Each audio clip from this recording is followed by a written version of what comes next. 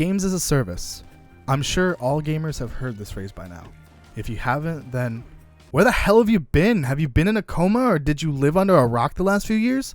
Sorry. In case if you don't know, games as a service is the idea of providing ongoing support and content to a game. This usually includes, but is not limited to, game subscriptions, subscription services, cloud gaming, season passes, and microtransactions. Games as a service usually extends the life of a game, keeping it relevant years after release. But with the rising cost of video game development, continuous support for a game is not economically viable. That is why most games as a service games have reoccurring purchase options, also known as microtransactions. While I'm not a big fan of them, microtransactions are essential for the gaming industry. The topic is so large, I would rather save it for another video. Now back to gas. Yes, I'm calling it gas from now on. You try saying games as a service 10 times in a row without throwing up. There are a few major issues with gas. As I move forward with this video, I want to touch on each of them quickly before summarizing why gas is a problem instead of a solution for the industry as a whole. The biggest issues are effects on game development, game design, and gamers. The first of these issues is how gas affects the development of the game. The most important part of the video game, other than the audience, is the team behind it. Gas can have some nasty effects on the development team and the development process. Some of them include crunch and the reduced quality of the game. Crunch, as we all know, is a topic of interest in 2019. In the last few years, various game developers have come out claiming they or someone they know has been forced to work excessive hours just to reach deadlines. The biggest and most viral example would come from Rockstar, following the release of Red Dead Redemption 2, where some devs claimed parts of the dev team would work upwards of 100 hours a week. On the bright side, not everything is gloomy in the industry. Recently, Bungie delayed an update for Destiny 2 just to avoid crunch entirely. The studio has even said that back in the Halo 2 days, Bungie faced an unfathomable 18-month crunch period that nearly killed the company. Nowadays, Bungie apparently has a near zero crunch tolerance. I hope that doesn't extend to candy. Anyways, the next part of gas's effects on development is quality reduction. This, of course, can also go hand in hand with crunch. First, I want to talk about the most infamously rushed video game in history. The honor goes to, drumroll please,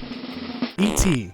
This is the game that was partially to blame for the video game crash of 1983. It was only in development for less than 6 weeks. Why? So it would come out in time for Christmas 1982. The following year, the video game console industry scraped the bottom of the barrel. Following the release of various rushed video games, everything went sideways and then completely upside down. Fast forward to today, it is common for a high-profile AAA video game to release rushed and unfinished. Some of these include Battlefield 4, The Elder Scrolls V, Skyrim, No Man's Sky, and of course Assassin's Creed Unity, to name a few. Even though these games were rushed and released unfinished, they still came out on time. The legendary Shigeru Miyamoto has stated before that a delayed game is eventually good, but a rushed game is forever bad. These are some important words that dev teams need to learn from. Although I want to give a shout out to No Man's Sky for literally the greatest comeback story in video game history. Congratulations, Hello Games, on No Man's Sky Beyond. Moving on to the second issue, gas can have some dangerous effects on game design. This can range from the addition of microtransactions to forcing unnecessary grinding or waiting to progress. Some examples for this are Middle-earth Shadow of War and Crash Team Racing Nitro Fueled. The former added what were essentially loot boxes that affected the gameplay. The worst part is that the first game, Shadow of Mordor, didn't have these loot boxes. They were eventually removed because the developers themselves realized how they affected the game, especially in the long run. The latter, which has been out for only a few weeks, just had an in-game store added. This not only added microtransactions, but also seemingly reduced in-game currency drop rates. It's funny how that works, right? These kind of changes make the microtransactions almost forceful. When you introduce a gas mechanic that changes the core game progression, you're only hurting the core gamer, and not in a good way, might I add.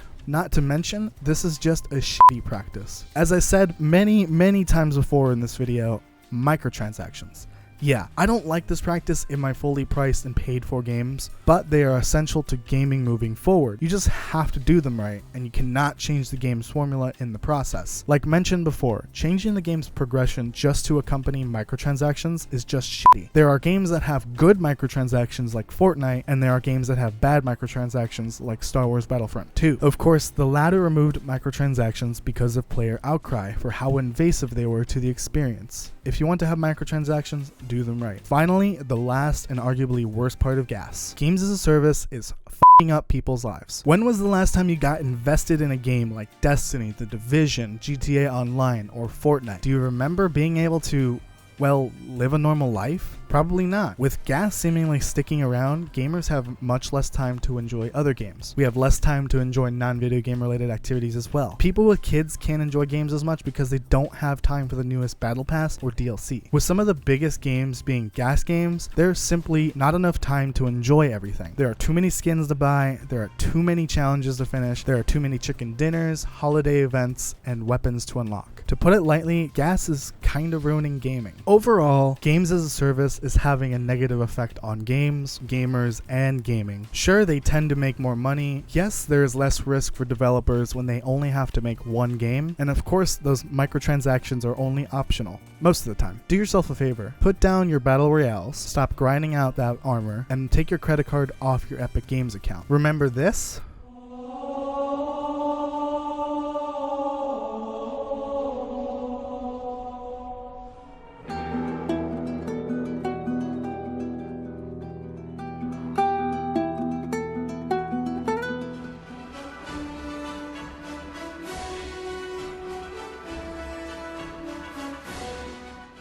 Yeah, those are the soundtracks of gaming's best works of art. Games as a service free. This was fun. I really enjoyed writing this video. It was awesome to dive deep into the topic. Please, please, please leave a like on this video. It really helps me figure out how well these videos are doing. Comment below if you have anything to add to this discussion. Topic suggestions are also welcome. As always, don't forget to subscribe and hit the fucking sub bell for me.